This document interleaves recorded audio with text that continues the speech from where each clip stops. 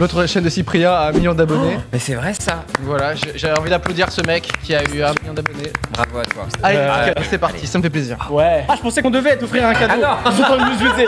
On va lui offrir, je sais pas, j'ai mes clés, mon appart. Mais là, je suis trop content. En mode gourde. Elle te plaît ou pas? Mais j'adore. D'ailleurs, j'adore le logo. Je trouve ça C'est génial. vrai? Je te jure.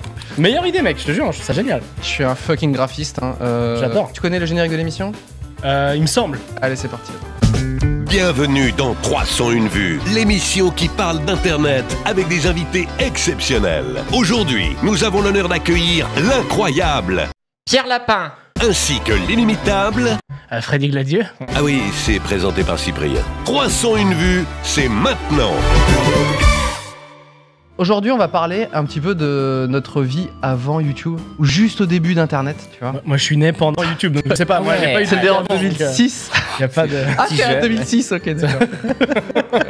Mais on a pas mal de des petits jeux, on va avoir un peu d'interaction. Pierre nous a préparé des petits jeux. T'as fait une chanson qui s'appelle Mirador. Il y a 1 an déjà maintenant. Pourquoi tu prends un ton genre hyper... Ah, t'as fait ça? Ouais, je suis désolé, bah, Enculé, désolé. droit. Non, c'est pas moi. J'ai l'impression qu'il faut pas que ce soit moi qui l'ai fait. C'est toi. Non. Moi, j'ai fait une émission sur le live, c'est tout ce que j'ai fait. Et donc du coup j'ai voulu un peu comparer parce que les scores sont vraiment incroyables. Je vais redire Ouais. 3 fois incroyable. Incroyable. Et en fait on va faire un jeu, à savoir Ce jeu s'appelle... Mirador versus les tubes. Ah, ok. Ok. Mais Le quoi mien était plus clair. Mais Ouais. en stream ou en vue sur YouTube? Sur YouTube. D'accord, ok. On va envoyer le premier extrait en régie. Est-ce que tu as fait plus ou moins que cette chanson? Donc ça, c'était Petit Biscuit Ça, et c'était Big fat Flo quand et même, Oli. non? Demain de Big Flo et Oli et Petit Biscuit. Dans le chat, tout le monde plus- dit plus, mais bon. Plus. Alors, il faut savoir que Mirador a fait 45 millions de vues D'accord. Ok. et Je savais que c'était dans les 40, mais je savais pas exactement. ce clip a fait 35 millions. Ok. Donc tu as défonce man. Petit Biscuit Bah et alors. Big Flo et Oli. Biscuit. Et bah alors, petit biscuit. On est comme Je te bouffe mon gars. Et bah alors. Attention, est-ce que tu as fait plus ou moins que cette deuxième chanson? Pourquoi tu lances comme ça de manière kitsch? Ah bah beaucoup moins, mais ça mec, ça c'est classique ça. Moi, je pense qu'il y a eu le milliard. Hein? Ah, oui, c'est vrai que c'était mondial. Oui, c'est Freddy, vrai, quoi bang bang bang, c'est pas français. Bang bang bang bang bang bang bang bang. Alors elle a fait 2 milliards tout simplement. Oh mec, les scores. J'arrive même pas, 2 milliards 562 millions 667 245. C'est Moi, c'était une de mes vidéos que j'ai adoré pendant ce confinement, c'était la vidéo de Seb sur C'est vrai, sur Crazy Frog, sur les Crazy Frog. dessous. C'était passionnant. C'est Trop vrai bien. que c'était très très cool. Une de mes vidéos préférées. Toujours bien. J'ai adoré. Cette chanson, Ma vie, le soleil renaît dans ma vie. Ah, je sais pas, ça a bien marché, je crois. Hein. donc il a fait moins ou plus que Mirador? Je crois pas que ça clique tant que ça. Ouais, hein, peut-être qu'il a fait moins, ouais. Peut-être qu'il a fait moins. Eh bien effectivement. Ça me fait mal de dire les gens ils ont fait moins. C'est quand même. Ouais, peut-être qu'il a fait moins. Non, mais Mirador est un son de l'été, on n'y peut rien. Mais oui, ouais, mais c'est vrai, c'est vrai. C'est un son de l'été, Voilà. ça Il a cartonne. fait 23 voilà. millions et 59 000 vues. Ok. Voilà. Et bah alors, Roméo. Est-ce que tu veux un ouais. petit dernier ou t'en as marre de Non, la- non, je trouve ça génial. Je déteste. Tu prends un des plus gros groupes du monde, à savoir ces personnes, est-ce que tu fais plus ou moins?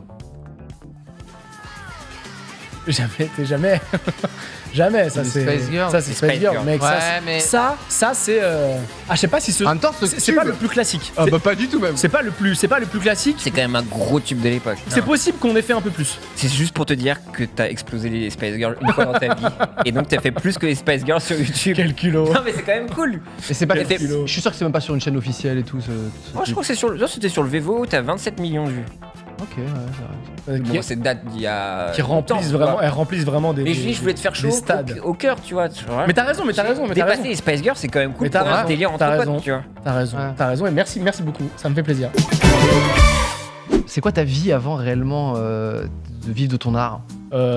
Président de la République à un moment. Mais c'est vrai, putain. Ça c'était la base. Juste après Ouais, Sarko, Sarko, c'est toi. ouais. C'était juste La après moi. transition. C'est très rapide. Ouais. C'est une histoire de minutes. J'ai pas eu le temps C'est ça. juste d'avoir un discours et tout. J'ai pas eu le temps de le faire. Fou ça.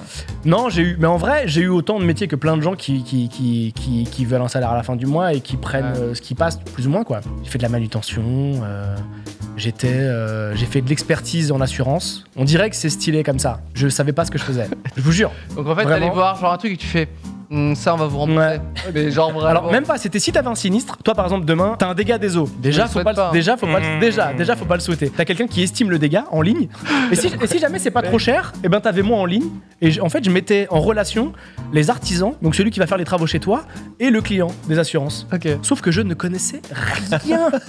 Rien. C'est-à-dire que je savais pas ce que ça représentait en termes de budget, un coup de peinture et tout. Je te jure, vraiment, je connaissais rien. Et je me disais, mais qu'est-ce que dur, je fais là? Qu'est-ce que je fais là? Ouais. J'étais tellement une arnaque qu'un jour, je reçois un appel. J'ai une dame au téléphone qui me dit, écoutez, j'ai une fuite d'eau depuis tellement longtemps que maintenant je vis dans un hôtel. Je te jure. Et elle me dit, je suis désolé. On m'a donné votre numéro parce que visiblement c'est vous qui avez mon dossier. Ça fait tellement longtemps qu'on m'a donné votre numéro. Normalement, j'avais jamais vraiment les clients directement. Ok. Tu vois. Je me disais, waouh, je suis tellement incompétent qu'il y a une personne qui dort à l'hôtel à cause de moi. Quand même. C'est fou, tu vois. Je voulais dire, mais me laissez pas quoi, me laissez pas là. Et en fait, j'étais rentré dans un truc où j'étais pas très bien accueilli parce qu'il y avait une personne qui voulait avoir mon poste. Ah, ok. Du coup, cette personne-là voulait prendre plus de charge de travail et donc avoir un plus gros salaire. Moi, je suis arrivé, elle s'est dit, bah, je vais pas la former. Donc moi, j'étais comme ça toute la journée, comme ça. Ah ouais. Comme ça, et vraiment mes dossiers s'empilaient. Et je me souviens qu'un jour j'avais tellement honte, je me suis dit faut que je me dégage de ce truc. Je me souviens que je m'étais levé, j'avais fait un discours pour dire j'adore ce truc là et tout, regardez et tout, j'en suis tellement fier. Parce que j'avais besoin d'ironiser là-dessus, tellement j'étais une arnaque quoi, tu vois. Ah ouais, vraiment. Ouais, je te jure, ouais, je te jure. Genre le nervous breakdown. Ouais, c'était en fait quand t'arrives dans un endroit et que tu te sens pas utile et que personne ne t'aide, ouais, j'étais un peu en clash avec mon supérieur hiérarchique. Ouais. Et en fait, il y a un truc de je faisais tellement rien que j'allais aux toilettes, je jouais sur mon téléphone Lourd. jusqu'à ce que j'ai des fourmis dans les jambes. Je vous jure, j'étais assis, j'avais des fourmis dans les jambes, je me disais bah c'est le moment d'y retourner. Et je savais qu'il oserait pas me dire. Mais tu restes les orteils, très longtemps en aux fait. toilettes. Hein Tu testais. Limite pour un acte manqué, viens en fait, je voulais qu'ils me disent, mais dégage, en fait, rentre chez toi. Et je vous jure que vers la fin, j'arrivais à l'heure de déjeuner. Je déposais mes affaires, tout le monde allait manger, je disais bah je vous suis et j'attendais que le mec me dise il se passe quoi et je voulais lui dire bah mec, tu vois bien que je sers à rien. Vire-moi.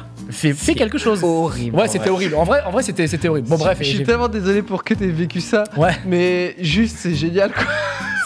Ouais, c'était fou, Et le dernier métier, c'était agent de piste. Mais ça, c'était très Quoi, bien, agent de très piste cool. On parquait les avions. Toi, t'as parqué des avions? Ouais. J'aimerais tellement que les timelines soient écrasées et que du coup ta vie se mélange avec celle d'avant et qu'il y a un mec qui est dans son avion, dans son Boeing, qui fait putain mais c'est Freddy Gladieux qui qui gare en avion. Tu sais que vraiment tout soit mélangé. En fait, oui, il y a les gros camions tout carrés là. Ouais, c'est ça. En fait, tu sais, il y a les camions qui prennent les valises, etc. Nous, c'était ça, mais c'était du fret.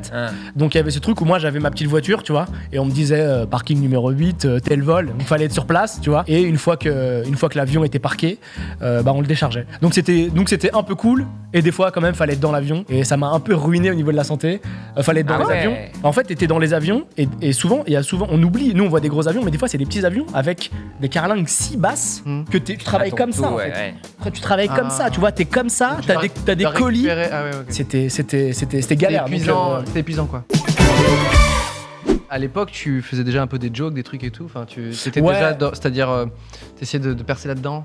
Alors, j'essaie pas de percer. J'adorais le fait de pouvoir écrire, mais jamais je me suis dit que ça marcherait. Et en fait, c'est quand j'étais en arrêt. Ouais. Parce que j'avais les genoux explosés entre autres que j'ai fait des vines en fait. J'étais juste plus ou moins paralysé chez moi et j'avais un téléphone et je m'amusais à faire des blagues. C'est marrant que tu sais ta condition physique éreintée t'emmène à changer de carrière. Enfin, ouais, c'est fou. Vrai, c'est marrant. Non, c'est logique en fait. J'ai eu presque la chance d'avoir d'être en arrêt, d'avoir un petit souci de santé qui m'a permis de pouvoir passer à autre chose, tu vois. Après de là avoir un salaire, ça a pas été tout de suite. Ouais. Mais à un moment, effectivement, il y a eu ce truc de quand j'ai eu mes premiers salaires, j'étais comme un fou. Au-delà de l'argent, pour moi, c'est surtout, enfin, ça allait moi avec les débuts d'Internet, c'est-à-dire c'est juste une sorte de reconnaissance de professionnels du milieu ou un truc qui sont, tu vois, dans le divertissement. L'argent, moi après, j'ai eu un métier à côté, donc j'ai fait des vidéos pour 20 minutes, j'ai créé une quotidienne là-dessus. Ensuite, j'ai fait la chaîne de documentaire Énergie 12 et tout. Et du coup, je faisais mes vidéos en parallèle, tu vois. Donc toute la semaine avec Maxime Muscat, on faisait la quotidienne et le week-end, moi je faisais des vidéos, tu vois. Et au bout d'un moment, YouTube a mis un peu, tu sais, la monétisation, les trucs, tu sais, ça arrivait vraiment un peu petit. C'était pas dès le début en fait. Okay. Ça arrivait un peu petit à petit. Et genre à un moment, quand j'ai dit à mon boss, bah je quitte la télé et tout, je vais faire des vidéos sur YouTube, tu sais. Et vraiment, il m'a regardé genre de quoi, tu vois. Et il disait bon bah si tu pars, c'est qu'il doit avoir des bonnes raisons et tout, tu vois. Mais Et je me suis dit, mais c'est chelou quand même, c'est ce que je suis en train de vivre. Tu vois, je suis en train de quitter un CDI. Ouais. Ah, t'étais en CDI? Ouais, j'étais bien payé, je dorais mes potes et tout. Enfin, tu vois, il y avait un truc où j'avais mon émission à mon nom, tu vois, c'était improbable. J'avais fait embaucher Maxime Muscat pour qu'il soit avec moi, donc tu vois, j'étais avec mon bro, enfin, tu vois. Donc, du coup, toi, t'as quand même des souvenirs un peu tendres de tes débuts avec Vine et tout. Ensuite, ça t'a fait repérer sur le lab et tout ça. Ouais, exactement. C'est comme ça, en fait, qu'ils m'ont fait rentrer chez Golden. C'est-à-dire que les directeurs artistiques du lab chez Golden Moustache m'avaient repéré sur Vine. Et d'ailleurs, Anis Rally, Anis, Luciole. À l'époque, il y avait le Pérave. Le Pérave. Qui était là. Aurel. Il y avait Aurel, mais qui était pas sur Vine, mais en tout cas, ils l'ont repéré lui sur Dailymotion. C'est dire s'ils étaient curieux, les directeurs artistiques. Les gars, ils étaient, ouais, exactement. Donc ils étaient grave curieux. Et j'ai pas encore trop l'habitude de travailler avec des grosses équipes. Ouais, ce que j'allais dire, genre là, on te met une full équipe, etc., qui disent alors. File-nous ton script, Freddy Gladieux, et on va mettre un directeur de casting pour trouver toutes les personnes. On va construire tes décors, etc. Là, tu vas faire les gars, c'est peut-être un peu trop, non? Ouais, en fait, il y a un ou truc alors, de... au contraire, t'attends que ça, en fait. Bah, en vrai, non. Socialement, je suis pas très fort. Quand je dois réaliser, pour moi, c'est une galère de dire à quelqu'un j'aimerais ça. Toi, t'as ton équipe et tout, c'est vraiment différent. Quand t'as pas ton équipe, c'est une galère. À fédérer, tu veux dire ton truc? Bien sûr, à fédérer. En fait, quand il y a quelqu'un, tu vois, il y a un truc, moi, je me souviens que mon tout premier sketch sur Golden Moustache, je l'avais pas réalisé. Ça ressemblait pas du tout à ce que j'imaginais. C'était avec Luciole. J'arrive, je vois le décor, c'est pas du tout ce que j'imaginais, le sketch n'a aucun sens et je me dis ok, d'accord, ok, c'est compliqué et tu dois quand même tourner, quoi, tu vois. Déjà, c'était un vrai problème d'idée. Déjà, sachez que mon idée était tellement débile. Vas-y, dis le pitch quand même, parce que le pitch était, en fait, ça m'amusait d'imaginer une chambre d'adolescents remplie de posters, mais tellement de posters que ça en fait un papier peint de posters. C'est-à-dire qu'on voit plein de chambres d'ados qui ont tellement de posters que ça en devient un papier peint. Et j'imaginais juste... Je vois pas où va le sketch. Voilà. Et j'imaginais juste un père de famille offrir c'est ça, donc moi, offrir un carré de papier peint à son enfant. Et il l'installe au lieu d'un poster. C'était nul. Juste les DA auraient dû me dire, bah Freddy, non. À qui d'autre maintenant? Ok, très bien. Attends. Ça n'a aucun sens. C'est genre, parce que c'est à l'envers. C'est genre, et toi, ta chambre, il y a Luciole, donc t'es. Et elle met un bout de papier peint. En fait, en vrai, normalement, ça, c'était déjà un Vine. Ça, normalement, c'est 6 secondes. Ça, c'est 10 secondes, ça. Et du coup, j'arrive sur le tournage, bien que l'idée déjà était mauvaise, mais j'arrive sur le tournage et le mur n'est pas rempli de papier peint. Le mur n'est pas rempli, pardon, de posters. Donc je me dis, donc ça marche pas quoi qu'il en soit, déjà. Oh non. Et du coup, le truc n'a aucun sens. Et ce qui est marrant, c'est les commentaires. Les gens dans les commentaires disaient, ah, je capte. Il lui offre une photo blanche, comme ça, elle imagine ce qu'elle veut. Et tu te dis, ça c'est humiliant ça. Ouais, c'est ça. Quand et tu te dis, non, c'est presque mieux parce que tu dis, au moins ils font leur interprétation d'un truc qui de toute façon était mauvais. Ok, donc c'est pas plus mal, tu vois.